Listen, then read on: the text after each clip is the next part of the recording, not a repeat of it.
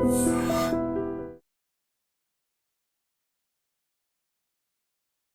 Gold trusted gold buyers. మీరు తాకట్టు పెట్టిన బంగారాన్ని విడిపించి ఈ రోజు ఉన్న మార్కెట్ ధరకు కొనబడును. ఫిబ్రవరికి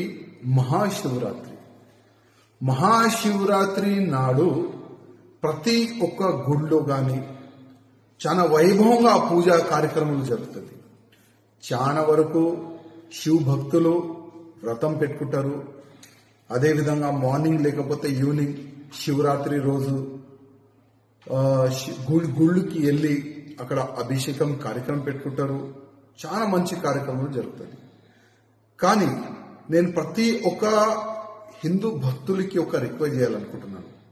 మీరు మన పూలు కానీ కొబ్బరికాయ కానీ స్వీట్ కానీ అది హిందువుల దగ్గరనే కొనాలని నేను అందరికీ రిక్వెస్ట్ చేస్తున్నాను. ఎందుకంటే చాలా వరకు మన హిందువులకి తెలియదు.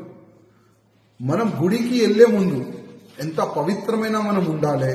మనమైతే ఉంటాం, స్నానం చేస్తాం, మంచి భక్తి భావనతోని మనం ఉంటాం. కానీ మనం ఆ పూజా సామాన్ ఉంటుంది కదా, ఆ పూజా సామాగ్రి అది మంచిగా ఉందా, అది క్లీన్ ఉందా లేదా, దానిపైన మనం దృష్టి పెట్టాం.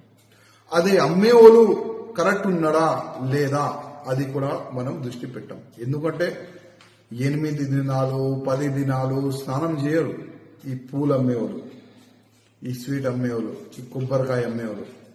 వాళ్ళు స్నానం చేయరు 10 days 8 days వరకు. మళ్ళా ఏ మాంసం వాళ్ళు తిని ఆ పూలని చేతికి పెట్టి వాళ్ళు అమ్ముతారు. అది కూడా మీకు మాకు తెలియదు.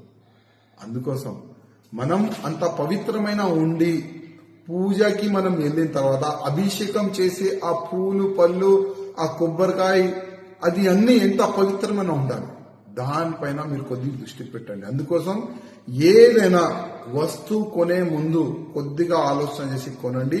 ఆయనకి బొట్టు ఉందా లేదా, బొట్టు ఉంటేనే కొనండి.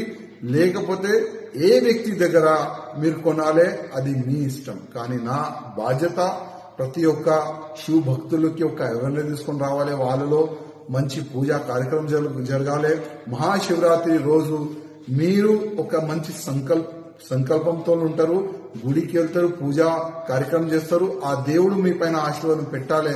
ఆ ఆశీర్వాదం మీకు రావాలంటే మనము పూజ కరెక్ట్ చేయాలి.